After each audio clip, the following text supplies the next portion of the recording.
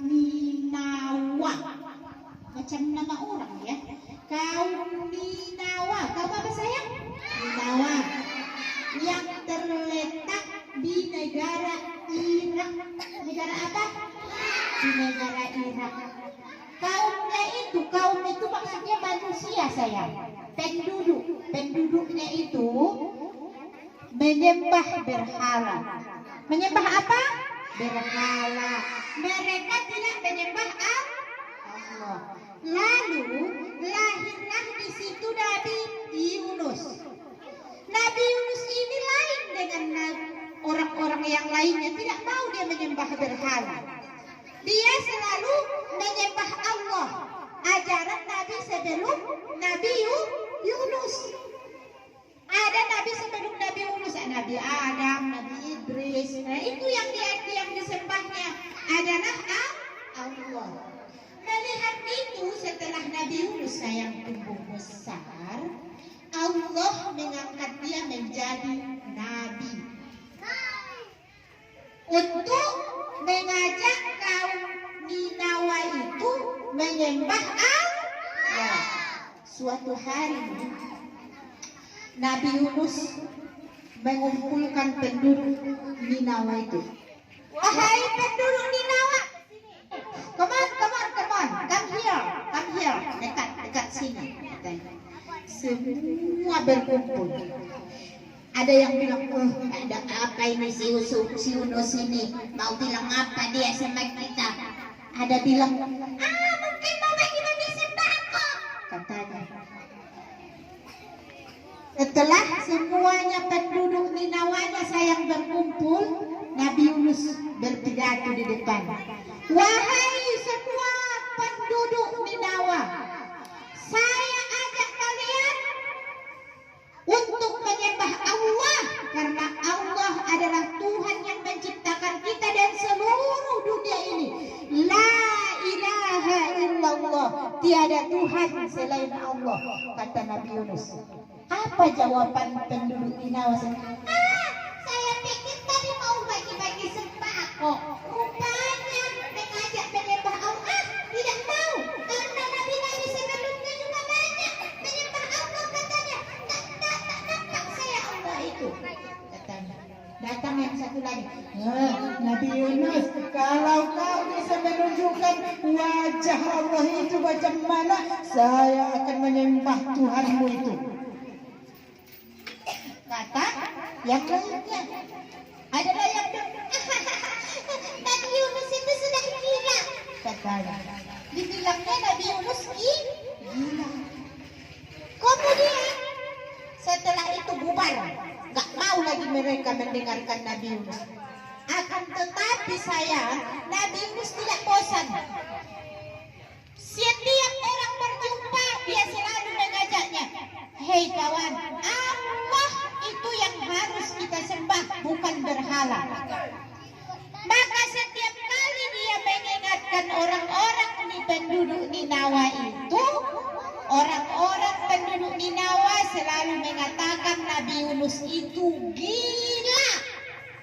Dan mereka memohon kepada Nabi, kalau benar Allah itu yang menciptakan langit dan bumi, maka tunjukkanlah kepada kami seperti apa rupa wajah Allah itu.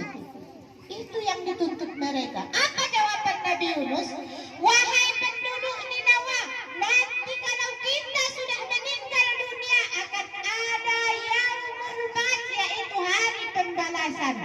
Di hari pembalasan itu nanti akan ada surga dan ada neraka.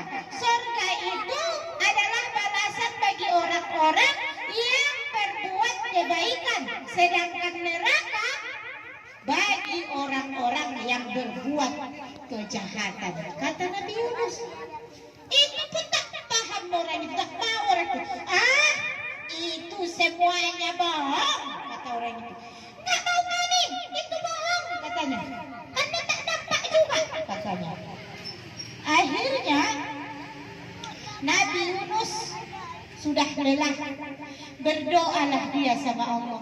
Wahai ya Allah, sungguh penduduk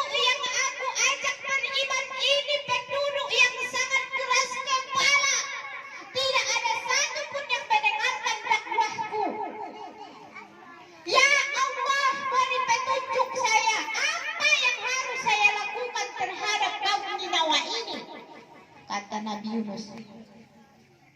Nah, tapi Nabi Yunus itu tidak sabaran. Tidak sabar dia. Sebelum datang sayang bantuan dari Allah, firman Allah apa yang harus dia lakukan, dia sudah kondok hatinya melihat orang-orang Ninawa itu. Akhirnya pucut dia. Tahu pucut? Tahu? Mandele Nabi Yunus. Mau pergilah dia dari kota. Gak mau saya ini lagi mengurus penduduk Ninawa ini. Pergilah saya pindah kota dulu. Kutinggalkanlah dulu orang-orang ini. Biarkan saja mereka tersesat. Biar masuk neraka semuanya. Kata Nabi Yunus. Akhirnya pergilah dia sayang meninggalkan kota Ninawa. Pergi dia ke pinggir pantai. Di kota Ninawa itu ada pantai, ada laut. Jadi dia mau naik kapal. Naik kapal dia. Sampai naik kapal, berlayarlah, tapi Nabi Yunus tidak tenang. Pikirannya masih gelisah. Di dalam kapal itu dia termenung aja kerjanya. Apakah perbuatanku ini salah, wahai ya Allah? Saya meninggalkan umatku. Apakah perbuatanku ini salah? Itu ada di pikiran Nabi Yunus. Sampai di dalam kapal itu, tiba-tiba sayang kapal sudah pergi ke tengah lautan. Banyak orang yang ada di dalam kapal itu. Ada budak-budak, anak-anak kecil pun ada di situ. Karena mereka mau pergi ke kota lain termasuk Nabi Yunus.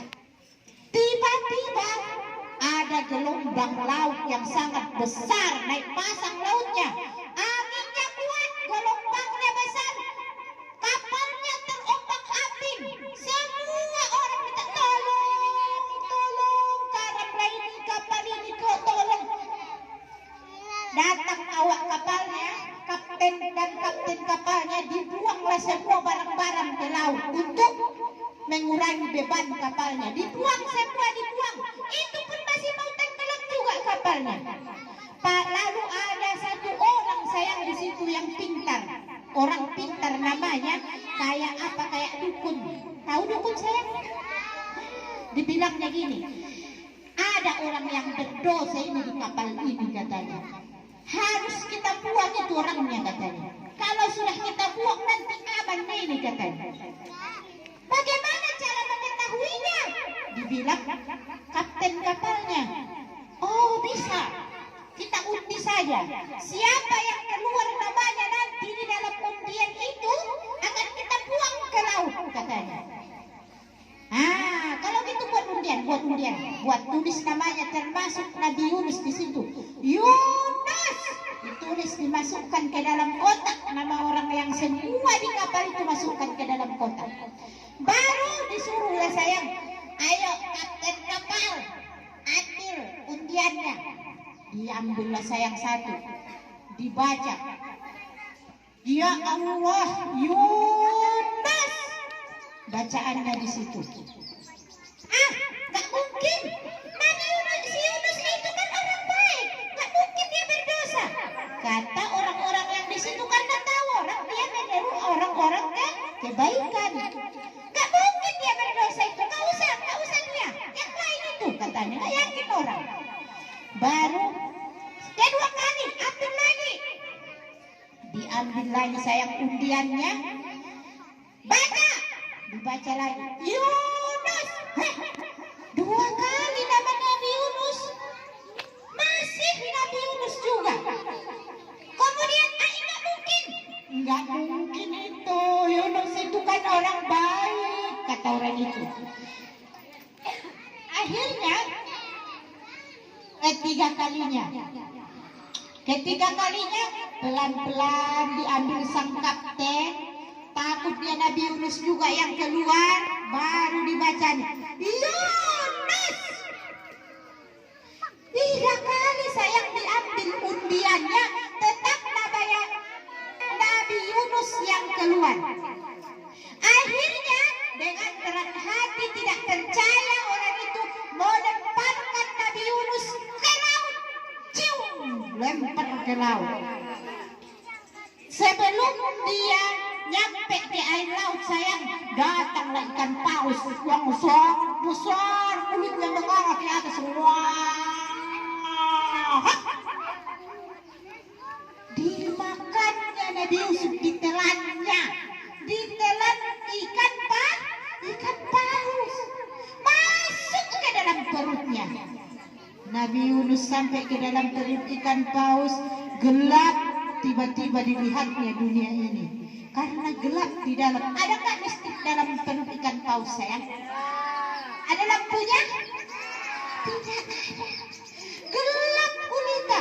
Dipegangnya tangannya, dipegangnya pipinya, dicubitnya pipinya, apa sudah mati atau belum. Ternyata masih sakit. Dipegang tangannya ternyata masih terasa.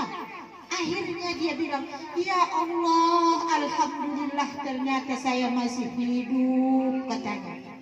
Saking besarnya ikan paus itu sayang, Nabi Yunus bisa duduk di dalam perut ikan paus itu. Duduk di situ. Gak ada yang mau dimakan, gak ada yang mau diminum. Di dalam perut ikan paus. Apa pekerjaan Nabi Yunus di situ? Karena dia masih hidup berzikir. La ilaha illallah, la ilaha illallah, la ilaha illallah, la ilaha. Apa doanya? Berdoalah dia selalu di situ sayang. La ilaha illa anta inni kuntu minaz zalimin. La ilaha illa anta inni kuntu minaz zalimin.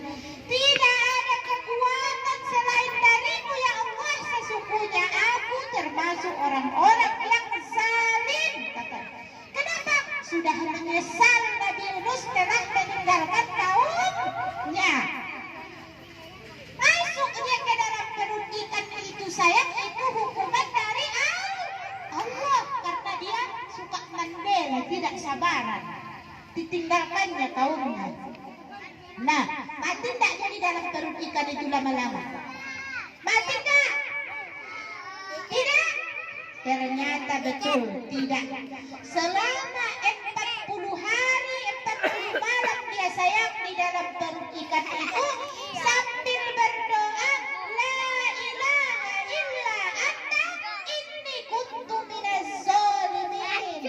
Akhirnya ketulusan doa dari Nabi Yunus didengar oleh Allah Subhanahu wa Ta'ala, dan Allah Subhanahu wa Ta'ala memerintahkan ikan paus tersebut untuk mengeluarkan kembali Nabi Yunus ke atas dunia. Akhirnya ikan paus yang di dasar lautan tadi berenanglah dia pergi ke pinggir laut. Sampai ke pinggir laut, dimuntahkannya kembali Nabi Yunus. Keluarlah sayang Nabi Yunus di situ dalam keadaan hidup tapi sakit semua badannya. Kenapa sakit semua badannya? Karena di dalam perut ikan itu dia berpuasa selama 40 hari. Tidak makan dan tidak minum. Kemudian sakit seluruh badannya dan lemas seluruh badannya. Tiba-tiba saja di pinggir pantai itu dia ada di situ labu yang tumbuh. Labu itu kan besar-besar daunnya itu kan. Nah, yang besar-besar daunnya, kemudian daun labu itulah menjadi selimut Nabi Yunus, dan labu itulah yang dimakannya sehingga dia kembali menjadi kuat. Setelah kuat tubuhnya sayang, Allah memerintahkan Nabi Yunus kembali supaya pergi lagi ke kaumnya. Hei Yunus, kembali ke kaummu. Seru lagi mereka untuk menyembahku, kata Allah. Kembali lagi Nabi Yunus ke kaumnya, ke kaum Ninawa yang ada di Irak tadi. Alangkah sayang terkejutnya Nabi Yunus setelah sampai ke Irak, kaumnya tadi disambut mereka lah dia dengan kalimat sholawat. Selamat datang wahai Nabi Yunus, selamat datang wahai Nabi Yunus. Kami telah beriman kepada Allah yang telah kau bajak itu, kata mereka. Terheran-heran Nabi Yunus, kutinggalkan mereka selama 40 hari, kenapa sekarang sudah baik-baik saja, katanya. Heran dia, rupanya sayang sepeninggal Nabi Yunus, orang itu kedatangan hujan yang sangat lebat, badai yang sangat lebat, sehingga banyak yang hancur rumah. Datang tsunami di situ. Mereka berpikir, Nabi Yunus sudah pergi dari kampung ini berarti azab dari Allah. Mereka takut, akhirnya mereka menyatakan beriman kepada Allah. Nah, kesabaran Nabi Yunus itu akhirnya berhasil dia. Makanya anak-anak ibu pun kalau belajar harus sabar, ya kan? Sabar, ya kan? Sabar. Kemudian bagaimana diulang-ulang macam Nabi Yunus? Pikir lagi dia besok, pikir lagi dia menyerunya, diulang-ulang belajarnya. Nah, di bulan